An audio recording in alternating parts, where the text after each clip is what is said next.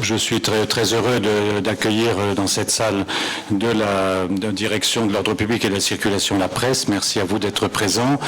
Je vais centrer notre intervention que nous ferons à plusieurs voix sur une première présentation du dispositif de circulation que nous allons organiser et coordonner sur la période de la conférence sur le climat de la COP 21.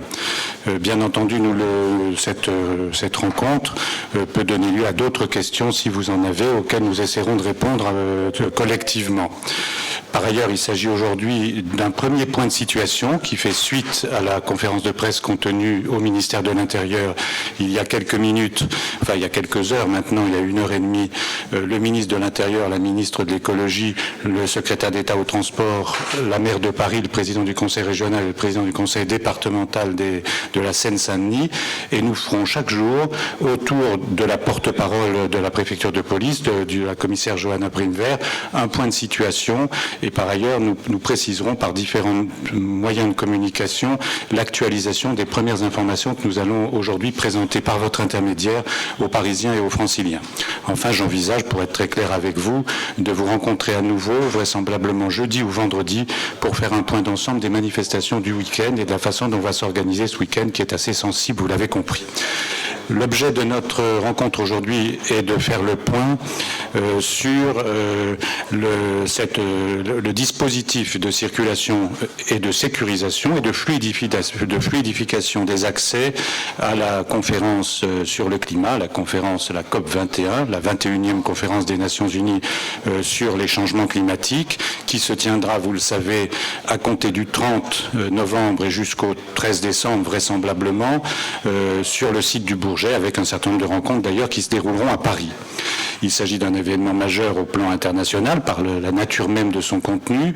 Il s'agit surtout d'un événement qui va accueillir énormément de participants aux travaux, aux conférences, de l'ordre de plusieurs dizaines de milliers chaque jour pendant toute cette période, plusieurs dizaines de milliers, qu'il s'agisse de journalistes, il y en a déjà 3000 qui sont accrédités par l'ONU, il y en aura plusieurs milliers d'autres, qu'il s'agisse d'experts, qu'il s'agisse évidemment des délégations et des hauts fonctionnaires et des spécialistes, de la société civile, des associations, du milieu économique. Il y aura donc beaucoup de monde, comme on en a d'ailleurs parfois l'habitude au Bourget quand il y a des grands salons, et notamment les salons de l'aéronautique. Donc une très forte fréquentation, avec une difficulté plus particulière qui est celle de la journée d'ouverture, puisque le 30 novembre, lundi prochain, le chef de l'État, le président de la République, accueillera pour l'ouverture de la conférence, aux côtés du secrétaire général de l'ONU et aux côtés du président de la conférence sur le climat, de la COP 21, il accueillera environ 150 chefs d'État et de gouvernement. Actuellement, le chiffre qui est celui d'aujourd'hui, mais il peut évoluer, il évolue de fait chaque jour, et de 147 de délégations conduites par un chef d'État ou un chef de gouvernement. Donc, bien entendu, une journée qui va être une journée solennelle, importante, avec l'arrivée à Paris de tous les grands chefs d'État et de gouvernement du monde, des États-Unis, de Chine, d'Israël, des grands pays européens, des grands pays émergents. Enfin, nous avons une liste qui évidemment fait de cet événement un rendez-vous international et diplomatique majeur.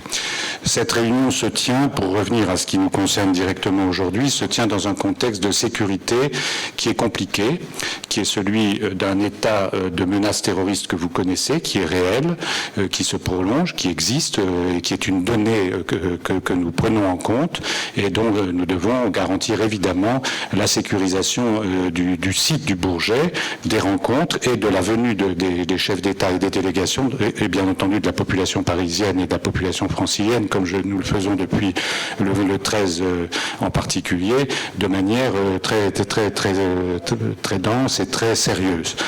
Par ailleurs, il y a aussi un certain nombre de manifestations sur notre territoire francilien qui veulent se dérouler ou pour lesquelles nous avons des signaux de risque de manifestations violentes ou de risque de contestation qui pourraient perturber le déroulement normal et la fluidité du trafic et d'arrivée des délégations.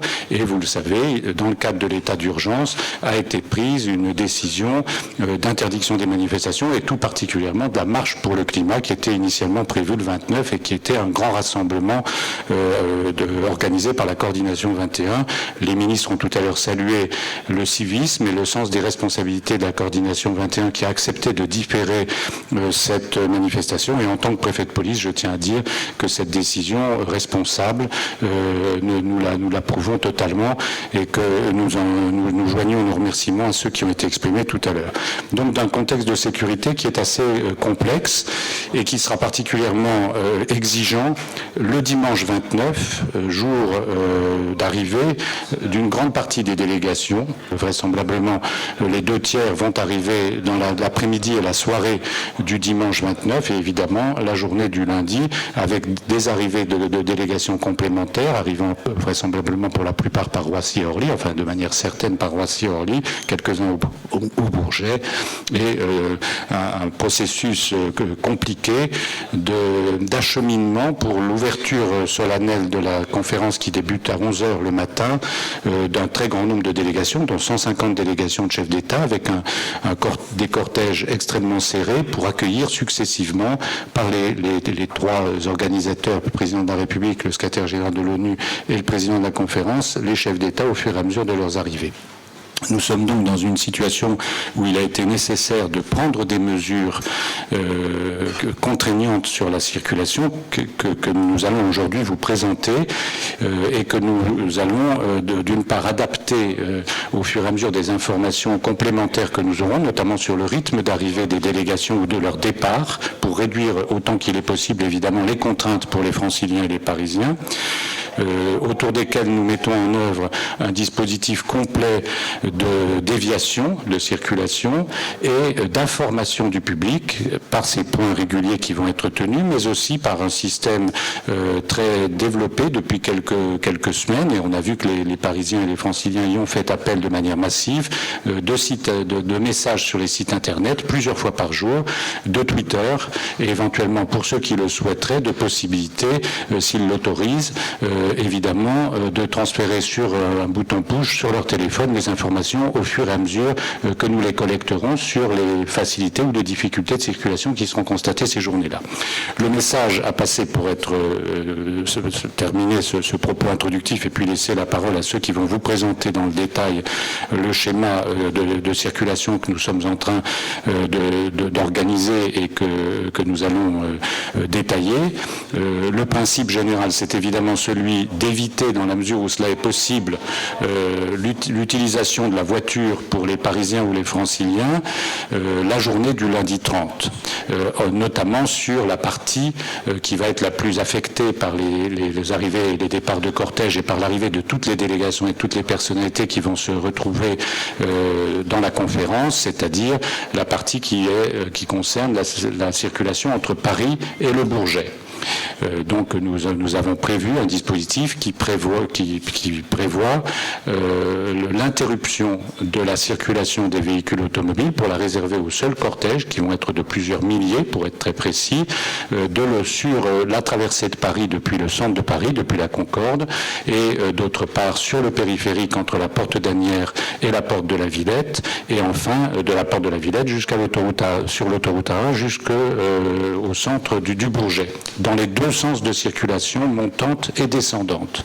Donc des contraintes pour les Parisiens ou les Franciliens qui utiliseraient ou devaient utiliser cet itinéraire qui sera fermé sur la journée du lundi en principe, même si on essaiera de voir en fonction des horaires de départ et d'arrivée si on a des possibilités de remettre en ouverture à certains moments de la journée, mais pour le moment nous sommes sur un schéma de fermeture sur l'ensemble de la journée de 6h à 21h.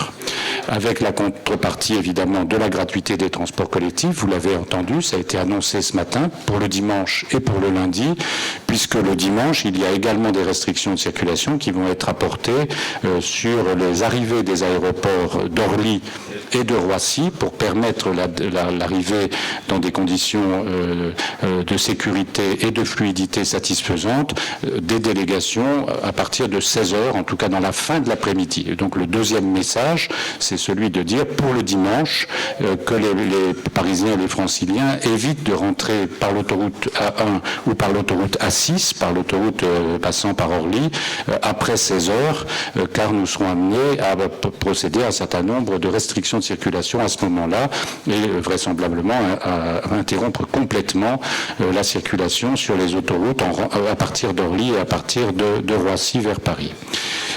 Jusqu'au dimanche tout à fait en fin de journée.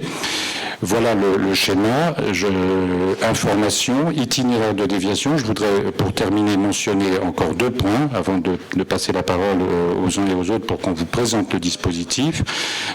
Dire que, en ce qui concerne les transports collectifs, donc le métro et le RER, bien entendu, sur la région parisienne, très directement, et à côté du service d'autobus, ils ont été fortement renforcés par la SNCF et par la RATP en fréquence de passage.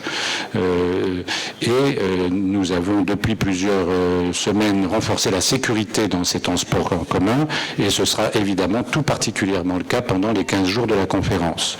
Sur les lignes qui rejoignent le Bourget, et donc dans le secteur concerné par le RER B dans sa branche nord et par la ligne 7 du métro, la fréquence sur le métro en particulier des rames a été accélérée et permettra d'avoir une rame en principe toutes les minutes et demie, permettant donc de traiter un trafic supplémentaire qui se reporterait éventuellement de l'automobile sur les transports collectifs. Enfin, pour terminer sur le Bourget, des navettes ont été mises en place aux arrivées de la gare du Fort d'Aubervilliers pour la station 7 et de la station de la Courneuve pour le RER. Voilà, je termine ce point en vous remerciant de passer ces premiers messages. Nous allons essayer de réduire les contraintes dans la mesure du possible, mais nous assumons ces mesures qui sont nécessaires en termes de fluidification du trafic et de sécurité, aussi bien pour l'ensemble des délégués que pour les Parisiens et évidemment pour les chefs d'État.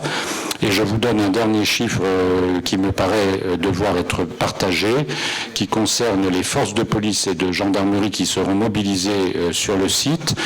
En permanence, pendant la durée de la conférence, nous aurons sur le site du Bourget et son environnement, dans le cadre de ce que nous avons qualifié de zones, on a identifié plusieurs zones de sécurisation, notamment autour de la zone concédée à l'ONU, qui est la zone bleue, qui est sous la compétence et sous l'autorité de l'ONU, et dont la préfecture de police et les forces de police assurent la surveillance extérieure et la sécurité extérieure. Sur le site complet du centre de conférence, avec les espaces Génération Climat, avec le musée de l'air qui sert, vous le savez également, à accueillir un certain nombre d'expositions et de présentations avec des entreprises, et dans la zone en profondeur qui concerne sur plusieurs dizaines de kilomètres les communes voisines, nous aurons positionné en sécurisation du site chaque jour plus de 2800 policiers et gendarmes autour du site du Bourget et pour la sécurisation de la conférence. Par ailleurs, pour certaines journées qui sont plus lourdes d'exigences, celle du 29 que j'évoquais pour l'arrivée des chefs d'État et leur sécurisation à Paris, où ils logeront pour la plupart, celle du 30 pour le transfert pour rejoindre le lieu de la conférence à 11h et pour revenir en fin d'après-midi ou dans le courant de l'après-midi et regagner les aéroports. Nous aurons au total, et pour sécuriser Paris et la ville de Paris, nous aurons au total sur ces 2 journées, chaque jour, de l'ordre de 6300 policiers, policiers, gendarmes et forces mobiles. Donc des efforts extrêmement lourds dans la durée et des contraintes assez fortes en termes de restrictions de circulation que je demande aux Parisiens et aux Franciliens d'intégrer dans leur comportement. Nous rencontrons les milieux économiques pour faire passer un message d'adaptation aux heures que nous allons maintenant vous préciser. De la même façon, le recteur d'académie a été alerté et informé de façon à ce que les milieux scolaires aient une certaine souplesse et une certaine tolérance s'il y avait des retards ou des difficultés d'arrivée des enseignants ou des élèves. Et enfin, je mentionne mentionne, parce que c'est un point qui peut être important aussi, ces voies qui seront dédiées au cortège, aux forces de secours, aux forces de sécurité en tant que de besoin, qui vont être réservées sur la 1, sur l'autoroute A1 le lundi. Ces voies, évidemment, seront également ouvertes aux services de secours que nous allons renforcer et positionner dans la zone de façon à répondre à toute situation où des difficultés de circulation pourraient inquiéter des habitants en termes de rapidité d'accompagnement sur un lieu de soins ou sur une situation d'urgence pour une personne qui serait retardée par des difficultés de circulation. Voilà, merci de votre attention, merci d'être pendant les jours qui viennent des relais d'une information qui va se préciser. Et maintenant, si vous le voulez bien, je vais laisser aux responsables de la sous-direction de la circulation, de la direction de l'ordre public et de la circulation. Donc vous avez peut-être, je les présente, et puis ensuite ils vont prendre la parole tour à tour. Le directeur de l'ordre public et de la circulation, donc qui est le responsable de l'ensemble de cette direction, la préfecture de police, la sous-directrice qui est de la circulation, Madame Hardy, qui est ici, et son adjoint, Monsieur Rowe, qui donc sont nos experts et ceux qui vont accompagner cette manœuvre avec les équipes de la salle que nous vous présentons aujourd'hui.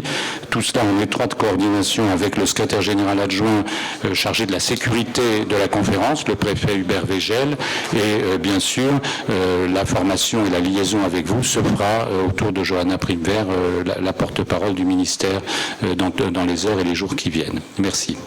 Monsieur le Préfet, Mesdames et Messieurs, donc nous allons vous présenter le dispositif de circulation qui va être mis en œuvre durant le déroulement de la COP21, sachant que mon exposé va s'argumenter en deux phases. D'abord, la phase la plus sensible, la phase du sommet des chefs d'État qui va impliquer des mesures de circulation très importantes, et ensuite la phase qui va durer le 29 et le 30 novembre, et la phase ensuite de la COP purement stricto sensu qui va s'étaler plus longtemps dans la durée, jusqu'au 12-13 décembre. Alors, pour les mesures de circulation, le sommet des chefs d'État va avoir un nombre de chefs d'État importants qui vont impliquer des mesures de sécurité très fortes et donc des implications fortes sur le dispositif de circulation. Il faut voir que pendant le dimanche 29 et le lundi 30, 3 axes vont être particulièrement impactés. L'autoroute A1, vers la capitale notamment, l'autoroute A6 ainsi que le périphérique. Donc c'est ces 3 itinéraires qu'il faudra à tout prix éviter. S'il y a un message que l'on peut donner vraiment aux Parisiens, c'est de différer en tout cas leur déplacement, d'utiliser les transports en commun. Comme l'a dit Monsieur le Préfet de police, les transports en commun vont être renforcés, ils seront aussi gratuits durant cette période et les usagers pourront transiter dans les meilleures conditions avec les transports en commun afin d'éviter les difficultés de circulation qu'ils pourraient retrouver sur ces axes de circulation, sachant que l'ensemble du réseau francilien sera impacté. Je vais donc vous exposer dans un premier temps la journée, le dimanche après-midi, puisqu'à compter, comme vous l'a dit Monsieur le Préfet, à compter de 16 heures, la circulation va être coupée sur l'autoroute A1 vers la capitale, c'est la zone que vous voyez grisée, sur l'autoroute A6, ainsi que sur le périphérique dans sa portion ouest. Donc c'est-à-dire que ces axes-là ne seront pas du tout praticables. Bien entendu, on est tout à fait conscient qu'on est dimanche après-midi, que les gens reviennent de week-end et qu'il y a aussi les plateformes aéroportuaires qu'il faut faire fonctionner. C'est pour cette raison qu'on a prévu des itinéraires de délestage pour que les usagers puissent rentrer au sein de la capitale. Au niveau de l'autoroute 1, ils peuvent être déviés sur la Francilienne et arriver via la 15 et la 14 pour arriver vers l'ouest. Pour ceux qui voudraient se rendre sur l'est de la capitale, ils peuvent emprunter sans aucune difficulté l'autoroute A3 et arriver sur la porte de Bagnolet. Maintenant, l'autre sujet concerne l'aéroport de Roissy, qui lui sera toujours alimenté, tant par le nord, puisqu'il sera possible par la 1 d'accéder directement sur l'aéroport, que par le sud, via l'autoroute A3. Donc l'aéroport de Roissy sera librement accessible, sachant que nous avons aussi 2 voies de déport sur la route nationale 2 et la RD 212, qui permettent vraiment d'alimenter la plateforme. Donc nous ferons le nécessaire pour que la plateforme aéroportuaire et les gens qui doivent prendre un avion ou repartir puissent arriver et repartir de la plateforme dans les meilleures conditions. Le cheminement est identique pour le retour vers Paris. Pour l'A6, donc, on a prévu de neutraliser l'A6 out, c'est-à-dire la portion de l'A6 qui arrive vers la porte d'Orléans, et donc notamment la portion du périphérique qui est neutralisée. À partir de là, on va donc inciter les usagers qui devraient arriver par l'A6 à utiliser la francilienne pour ceux qui devraient se rendre en Seine-et-Marne ou dans l'est de la région parisienne, par ici, en se déportant sur la droite. Ou alors, s'ils doivent se rendre sur la capitale, ils ont la possibilité d'utiliser la 6B, qui sera encore ouverte, si les conditions de sécurité le permettent, et on pourra sinon les dévier vers l'A86 et rejoindre indifféremment l'ouest de la capitale par l'autoroute A13, ou alors l'est de la capitale par l'autoroute A4, porte de Bercy. Voilà à peu près les mesures de circulation qui sont prévues pour cette journée, sachant que l'aéroport d'Orly, lui, sera bien entendu accessible tant par la province que de par la capitale. Donc les deux plateformes aéroportuaires sont tout à fait accessibles et les usagers auront vraiment des voies de cheminement qui leur permettent de rentrer de la capitale au retour de week-end. Maintenant, on va vous présenter la deuxième phase, c'est-à-dire la phase du lundi matin.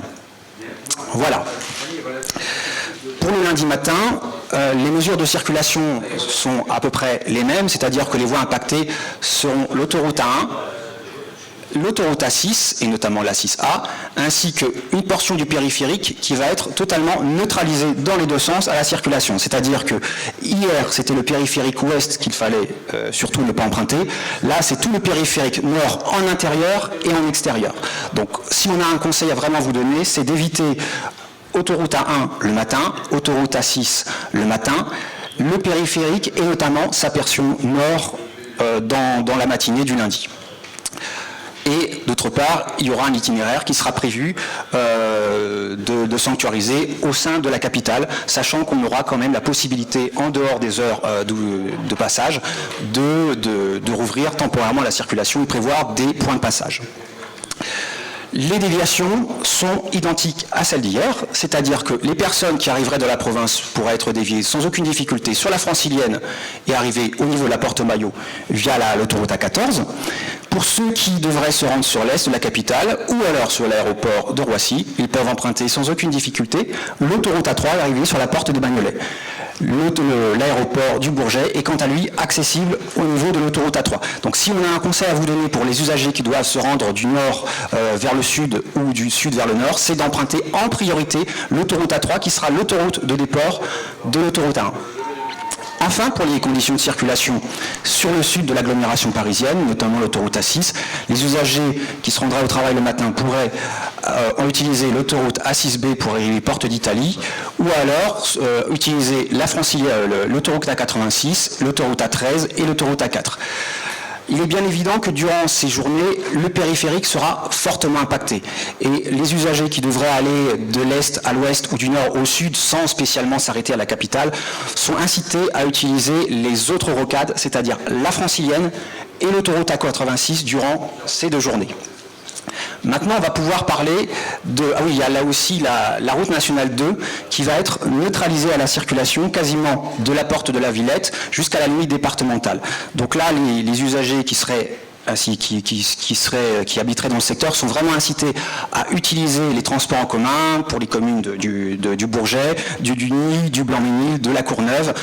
Justement, comme le disait monsieur le préfet, les transports en commun ont été renforcés, l'offre de transport a été renforcée dans le secteur, on a la gratuité des transports et il sera plus simple pour eux soit de différer leurs déplacements, soit d'emprunter les transports en commun de façon à ne pas être bloqués par les gênes causés par les restrictions de circulation.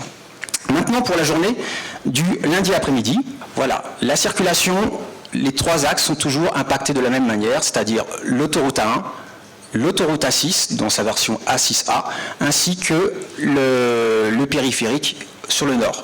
Donc les usagers pourront sans aucune difficulté, s'ils doivent se rendre à l'aéroport ou vers le nord, utiliser l'autoroute A3 qui sera totalement ouverte à la circulation. Simplement, ils devront utiliser ensuite l'autoroute A104 et accéder par l'est de la plateforme s'ils désirent se rendre sur l'aéroport. Pour ceux qui se rendraient donc vers la capitale, ils pourront emprunter la francilienne et arriver directement par l'autoroute A14 sur la porte Maillot. Pour l'autoroute A6A, lui, sera, comme l'autoroute A6, neutralisée, et les usagers qui voudraient se rendre à l'aéroport sont incités à employer la Nationale 7, c'est-à-dire que cette fois-ci, l'A6B, lui, ne sera pas accessible. Il faudra utiliser la Nationale 7, qui sera toujours ouverte, et sinon, l'accès via la 4 et la 86 pour accéder via les autoroutes, puis la Nationale 7. Voilà, en quelques mots, résumer le dispositif de circulation lors des journées du sommet.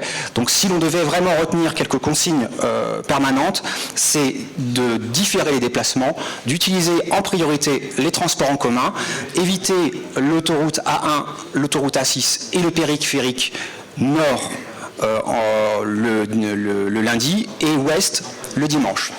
Et enfin, c'est d'utiliser en priorité, si les déplacements ne sont pas possibles, si vous ne pouvez pas différer les déplacements, d'utiliser en priorité les rocades, les autres rocades que le périphérique, c'est-à-dire la francilienne, l'autoroute A86 et l'utiliser l'autoroute A3 et l'autoroute A6 en déport si vous deviez vous rendre au niveau des autoroutes. Maintenant, si vous permettez, Monsieur le Préfet, je vais donc aborder la question du service de circulation proprement dit sur la deuxième phase de la COP21, c'est-à-dire pendant le déroulement de la conférence. En dehors du dimanche et du lundi. Donc à partir du mardi 1er décembre et jusqu'au dimanche 13 décembre. Donc on s'attend, la COP va avoir lieu sur le site du parc des expositions du Bourget, et donc on a décidé de favoriser vraiment l'usage des transports en commun pour que l'impact de la COP sur la circulation, notamment aux abords des communes environnantes, le Bourget, Duny, la Courneuve, le Blanc-Ménil, soit le moins négatif possible. C'est pour cette raison qu'un certain nombre de navettes, 70 navettes, ont été affrétées spécialement sur le site afin d'inciter les délégations et les personnes qui voudraient se rendre sur le site, qui réalisent pas Génération Climat, d'utiliser avant tout les transports en commun. La route nationale 2 sera vraiment dédiée à l'usage de ces navettes. Donc, bien entendu, le trafic résiduel pourra l'employer, mais il faut s'attendre à ce qu'il y ait un trafic très important. La préfecture de police, d'ailleurs, fera le nécessaire pour que la route nationale 2 puisse circuler dans les meilleures conditions, mais le trafic sera lourd sur la route nationale 2. Afin de réduire l'impact du trafic sur la route nationale 2, l'État a pris un arrêté d'interdiction de circulation des poids lourds, c'est-à-dire que les poids lourds ne pourront plus circuler sur la route nationale 2 de la limite départementale jusqu'à la porte de la Villette, sur cette portion-là, de 7h à 10h et de 16h30 à 19h30. Là, ils seront incités à utiliser les autres axes, la route nationale 3 notamment, et d'autre part, on va inciter les usagers qui se rendraient en véhicule ne pourront pas accéder directement sur le site par la sortie 5. Donc les usagers qui voudraient se rendre sur le site de la conférence sont incités à utiliser les transports en commun. Dans le pire des cas, sinon ils auraient des difficultés à se rendre sur le site. L'objectif pour nous, bien entendu, c'est aussi de favoriser la circulation et de maintenir des conditions de sécurité optimales sur le site. C'est pour cette raison qu'il y aura aussi des interdictions de stationnement sur la route nationale 2 afin que l'axe soit le plus fluide, que les véhicules résiduels qui utiliseraient la route nationale 2 puissent circuler dans les meilleures conditions. Donc si on a des recommandations à effectuer aux usagers, déjà c'est que les personnes qui se rendraient sur la COP, c'est de ne pas emprunter leur véhicule et d'utiliser les transports en commun qui ont été renforcés conséquemment sur le site. La préfecture de police fera le nécessaire pour que les navettes puissent arriver dans les meilleures conditions, ce qui évitera les retards qui arriveraient si vous utilisiez les véhicules. Et d'autre part, c'est pour les usagers proches, c'est d'éviter d'utiliser la route nationale 2 et d'utiliser éventuellement les voies de déport qui vous seront proposées. J'en ai terminé sur la présentation du dispositif de circulation, Monsieur le Préfet, et je suis à votre disposition pour répondre aux questions qui nous seraient posées. Alors, vous allez poser les questions. Je veux simplement indiquer qu'aujourd'hui, nous sommes le mercredi 11h29. Manifestement, les difficultés de circulation ou les restrictions vont concerner essentiellement la journée du lundi 30.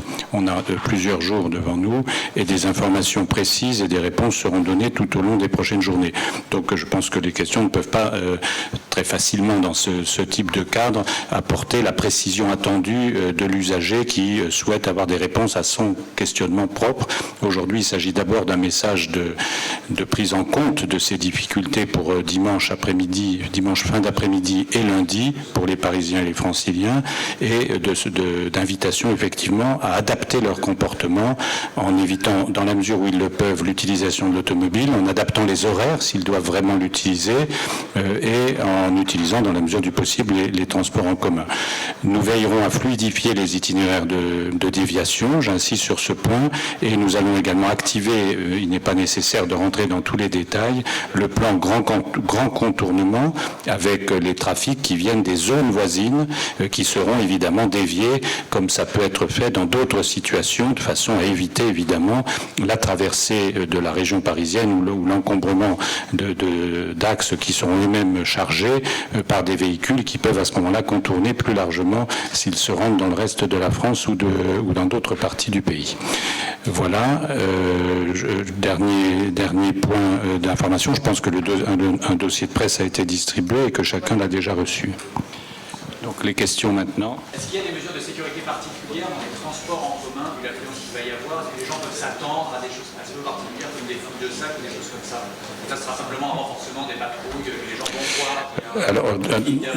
Alors d'abord, il y a un renforcement général des moyens de sécurisation dans les transports en commun qui est effectif depuis quelques jours et qui sera poursuivi et accentué pendant la durée de la COP.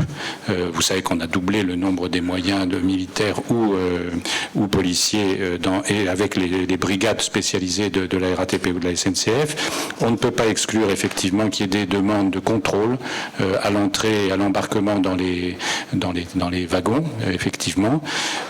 Par ailleurs, est prévu, je le dis, mais là c'est tout particulièrement sur les sites, les lignes 7 et le RER B Nord, un dispositif extrêmement coordonné et dense de présence dans chacune des gares, de circulation de moyens de sécurité dans chacun des trains.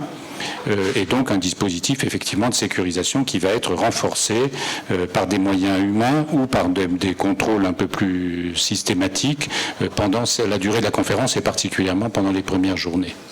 Monsieur le préfet, vous avez cité un nombre très important de policiers, gendarmes et militaires qui vont être mobilisés sur la COP. Il y a aussi des mesures de sécurité liées à la situation créée depuis l'attentat du 13 novembre. Comment les deux vont pouvoir s'articuler? L'articulation, c'est de privilégier pour le samedi et le dimanche une arrivée dans de bonnes conditions des chefs d'État et le déroulement de cette partie officielle de la conférence dans les meilleures conditions. C'est pour ça que le choix a été arrêté de ne pas autoriser de manifestation le dimanche, vous l'avez compris, précisément pour permettre de consacrer les moyens à la fluidification de la circulation, aux conditions d'accès et aux actions générales de sécurisation des sites. Qui font d'ores et déjà aujourd'hui l'objet d'une surveillance importante et qui le feront pendant la durée de la conférence jour et nuit. Donc je pense que je ne sais pas si c'est une réponse assez précise à votre questionnement. La réponse est effectivement d'éviter un certain nombre de manifestations publiques qui étaient consommatrices et de force que nous ne souhaitons pas en tout cas consacrer à cet usage, et deuxièmement qui pourrait rajouter en termes de complexité aux difficultés de circulation par les perturbations qu'elles occasionnent évidemment sur les axes qu'elles empruntent. C'est pour ça que l'appel tout de même à une certaine responsabilisation dans les jours qui viennent doit être entendu pour permettre de faciliter ce moment très particulier, exceptionnel, dans un contexte de sécurité lui-même extrêmement compliqué, et notamment, j'insiste, sur les journées du samedi et du dimanche, et du lundi, en tout cas du dimanche et du lundi. Dernier point, pour la suite, il y a un certain nombre d'événements qui étaient prévus dans des lieux, il y a 1000 maires, un déjeuner avec des maires, vous le savez, qui est organisé par la maire de Paris, il y a des expositions au Grand Palais, il y a un certain nombre d'événements qui se déroulent dans des lieux fermés, voire dans des espaces publics, même pour certains, le marché de Noël ou d'autres. Donc nous prévoyons bien sûr de renforcer les mesures de sécurité dans cette période particulière. Monsieur le préfet, justement, quelle va être l'attitude de la préfecture par rapport à la décision de la remarque, de maintenir une initiative qui serait une chaîne humaine entre République et Nation le dimanche 29. Est-ce que vous faites des restrictions de circulation ou est-ce que vous interdirez cette chaîne humaine? Nous interdirons tout défilé sur la voie publique. En revanche, les rassemblements sur la place de la République, comme il y en a eu ces dernières semaines, depuis le 13 novembre, vous le savez, ont été bien entendu acceptés et reconnus et, je dois même dire, sécurisés par les forces de police depuis le 13. C'est aujourd'hui un lieu d'hommage national, un lieu d'hommage où se retrouvent spontanément, dignement et dans le respect de l'ordre, les habitants qui veulent marquer leur participation au deuil des familles et finalement exprimer leur solidarité. Sur ce point-là, il n'est pas question d'adopter une autre attitude que celle qui a été adoptée depuis le 13. En revanche, si on veut faire, comme certains ont tenté de le faire, vous le savez, ces derniers jours, à partir de ce type d'hommage, des défilés qui vont circuler dans les voies et qui nous obligent à garantir les conditions de circulation et de respect de ce défilé et de protection également de l'environnement de ces défilés, nous prendrons les décisions. J'ai fait savoir que tout défilé sur la voie publique serait interdit cette journée du dimanche, puisque vous faites référence au dimanche 29. Ce qui n'interdit pas, je le redis. Le trottoir peut l'intégrer s'il y a une chaîne sur un trottoir. Écoutez, ce qui s'appelle une manifestation publique, c'est un défilé sur la voie publique. Le trottoir ou la route ou la rue, vous savez, très souvent, je constate que la réalité est assez flottante dans ce type de défilé. Vous le savez mieux que personne. Et donc, effectivement, il ne faut pas s'engager dans ce type de défilé. Et je fais confiance à ceux qui sont venus à la République ou qui souhaiteraient y aller pour rester dans un hommage limité à la République et pas pour de me chercher à passer sur un défilé et une manifestation publique qui n'est pas autorisée. Sur les effectifs mobilisés, vous avez évoqué 2800 sur le site du Bourget, est-ce que ça correspond à un renfort? Et sur le chiffre de 6300 sur Paris, à quoi ça correspond exactement? Est-ce que c'est Paris ou...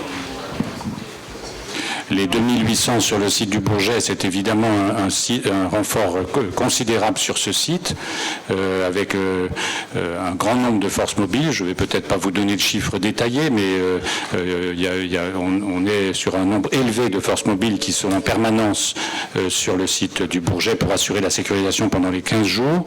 Une mobilisation renforcée de la gendarmerie du transport aérien, des directions départementales et territoriales, puisqu'on est sur le département 93, mais aussi sur des départements voisins, de la mobilisation de policiers qui ont été prélevés dans d'autres services et qui ont été affectés en surveillance et en patrouille dans ce secteur.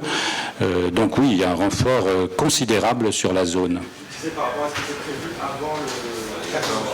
Nous avons augmenté le dispositif de sécurité sur différents points, en nombre et en intensité de la capacité de riposte. Et c'est une réponse de ce point de vue à ce qu'évoquait votre collègue sur le terrorisme.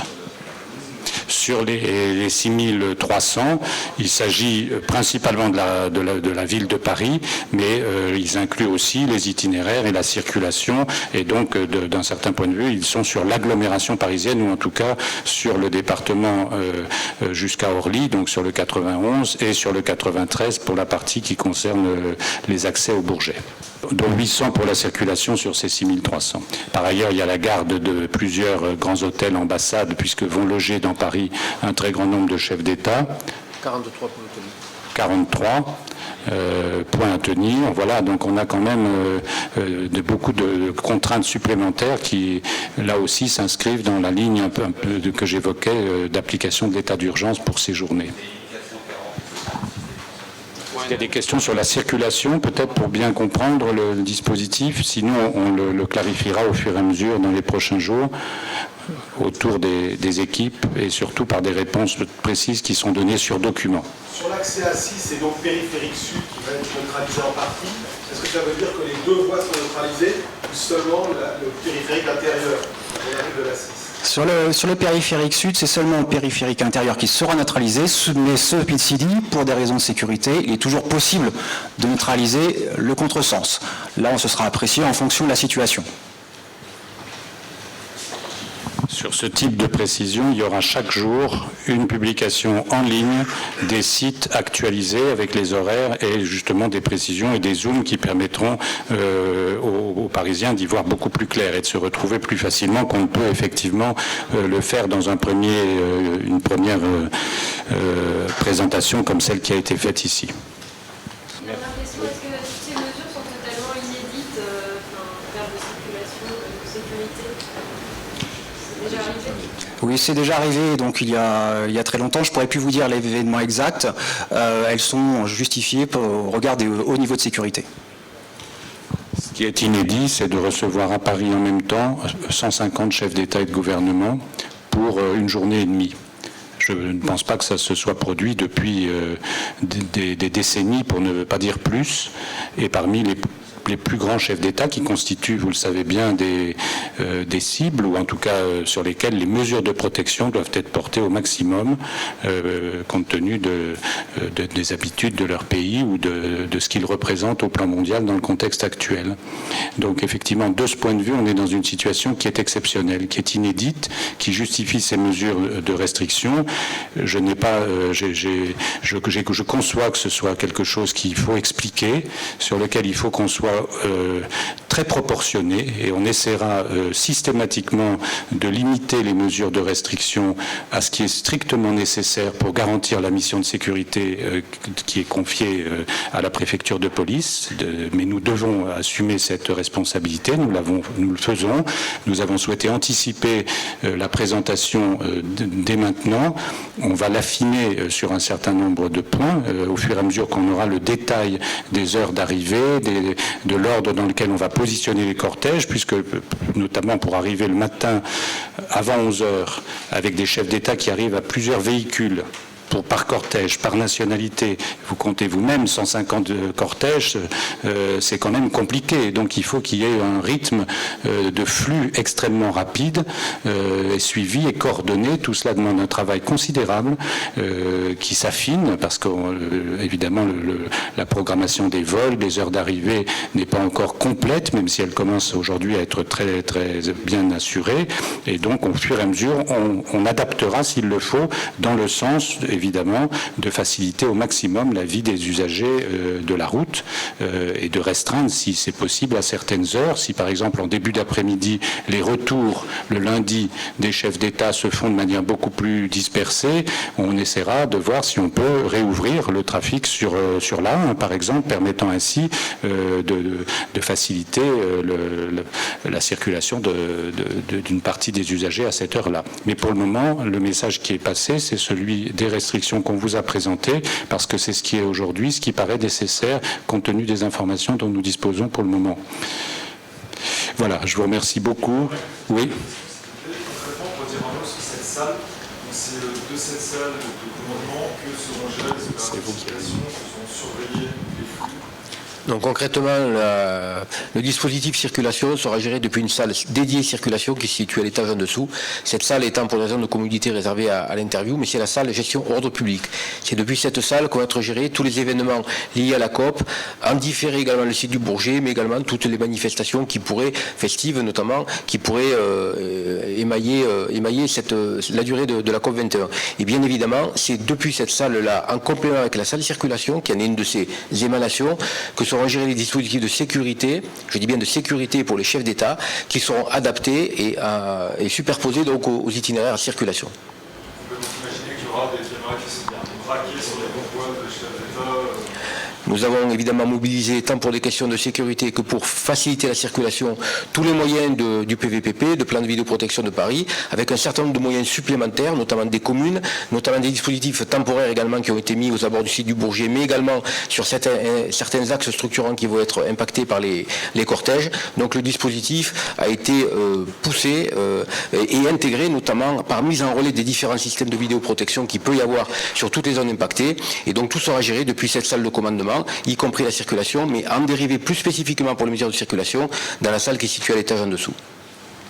Et nous avons par exemple, parce qu'on peut le dire, la relation avec les collectivités locales, que ce soit la mairie de Paris ou le conseil départemental du 93 ou les communes concernées, est excellente. Et on a obtenu le transfert de la vidéoprotection du département du 93 sur toutes les routes départementales, aussi bien dans la salle de commandement ici que sur le centre opérationnel de suivi qui est sur le site même, bien entendu.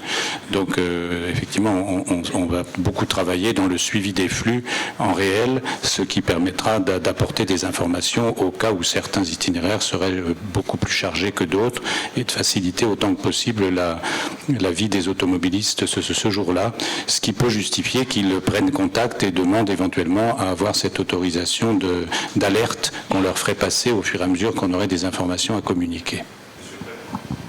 Oui. Même si j'ai bien compris que ce n'était pas le propos précisément ici, on parlait de la place de la République tout à l'heure. Parmi les autres rassemblements ou manifestations, il y a un collectif qui appelle simplement à se rassembler place de la République. Oui. Est-ce que pour vous, les rassemblements place de la République ne sont dédiés qu'à l'hommage aux victimes du 13 novembre ou des rassemblements pour la COP21 seront acceptés également? Écoutez, si c'est un rassemblement statique, pacifique et qui se déroule dans le calme, je pense qu'il faut comprendre qu'il y a ce besoin d'expression. Je souhaite qu'on applique l'interdiction de manifestation sur la voie publique, vous le comprenez bien, à la fois parce qu'elle expose tout de même les participants à des risques, on revient toujours sur le risque terroriste qu'évoquait votre confrère tout à l'heure, mais aussi parce qu'elle nécessite un suivi compliqué. Le danger, c'est que se mêlent à des gens de bonne foi et de bonne composition et qui ne cherchent pas à faire autre chose qu'un moment d'hommage et de rassemblement, des groupes ou des petits groupes dont on sait qu'il y en a qui se regroupent en ce moment et qui cherchent à faire de ces moments des actions beaucoup plus dures et peut-être violentes, et à ce moment-là constituent une menace pour la sécurité et nous impose évidemment de prendre un dispositif de protection. C'est là où nous sommes dans une ligne extrêmement difficile, mais effectivement, ce qui s'est passé depuis le 13 novembre, nous souhaitons le prendre en compte et permettre que ce lieu, qui a une valeur symbolique très forte pour les Parisiens, et particulièrement dans la période que nous venons de vivre, continue à leur être accessible. Voilà. Maintenant, on peut passer, on peut déposer une fleur, partager un moment de recueillement, d'hommage, et puis repartir. C'est autre chose que de vouloir constituer un rassemblement massif, durable, qui crée ensuite des tensions potentielles, évidemment, comme ça peut être souvent le cas dans ce type de rassemblement. Voilà, merci beaucoup. Nous aurons l'occasion de reparler de ça d'ici dimanche, je pense.